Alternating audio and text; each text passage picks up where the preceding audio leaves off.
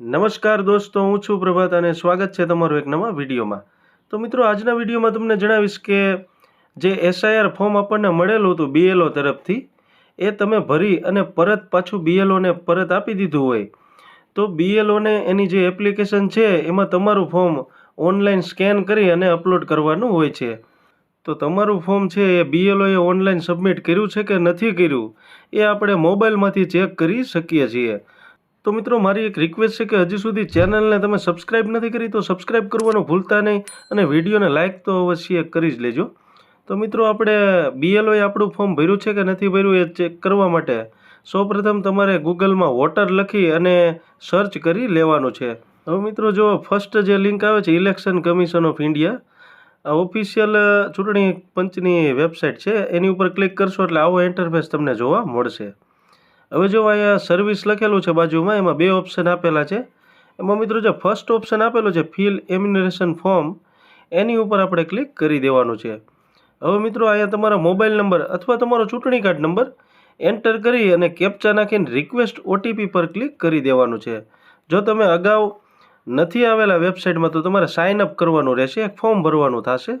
એ form ભરીને ત્યારબાદ તમે લોગિન થઈ શકો છો. એક વખત માટે જ તમારે સાઇન અપ થવાનું રહેશે, પછી દર વખતે તમે આવશો ત્યારે તમારો મોબાઈલ નંબર એન્ટર કરી અને કેપ્ચા નાખીને લોગિન થઈ શકો છો. તો હું ફટાફટ મોબાઈલ નંબર નાખી અને આપણે કેપ્ચા ફિલ કરી અને રિક્વેસ્ટ ઓટીપી પર ક્લિક કરી દેવાનું છે.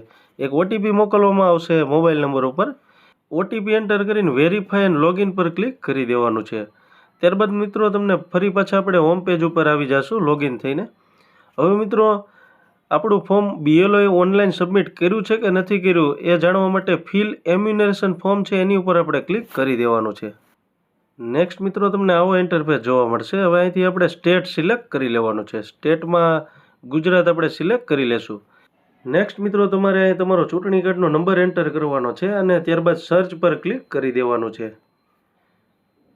તો આપણે ફટાફટ ચૂંટણી કાર્ડનો નંબર એન્ટર કરી અને સર્ચ પર જેવું ક્લિક કરશો એટલે નીચે જો અહીંયા તમને જોવા મળશે, આવી રીતનો મેસેજ તમને જોવા મળશે નીચે કે your form has already been submitted with mobile number. તો આપણો મોબાઈલ નંબર લખેલો છે. For more detail contact your BLO.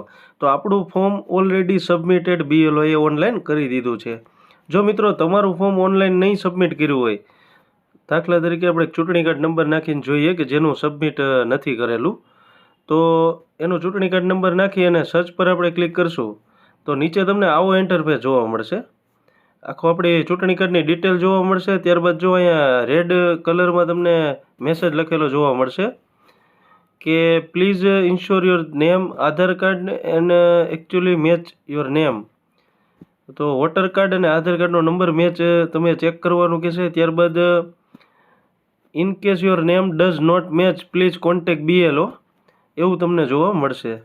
મિત્રો, તમારે થોડીક અત્યારે રાહ જોઈ લેવાની છે, કેમ કે હજુ પણ એસઆઈઆરની કામગીરી ચાલુ છે. અથવા તમારું ફોર્મ છે એ બીએલઓ પાસે પડ્યું હોય અથવા એની એપ્લિકેશન છે બીએલઓની, એમાં પણ મિત્રો ક્યારેક એરર આવવાથી કામ થતું નથી. તો મિત્રો, થોડીક તમારે રાહ જોઈ લેવાની છે. થોડાક દિવસ પછી આ રીતના તમે ચેક કરશો તો તમારું પણ આ રીતનું ઓલરેડી સબમિટેડ એવું તમને બતાવવા મળશે. અથવા જો ન બતાવતું તો તમે બીએલઓનો કોન્ટેક્ટ પણ કરી શકો છો. તો મિત્રો, વિડીયોને લાઇક કરવાનું ભૂલતા નહીં, ચેનલને સબસ્ક્રાઈબ કરી લેજો. Thank you for watching.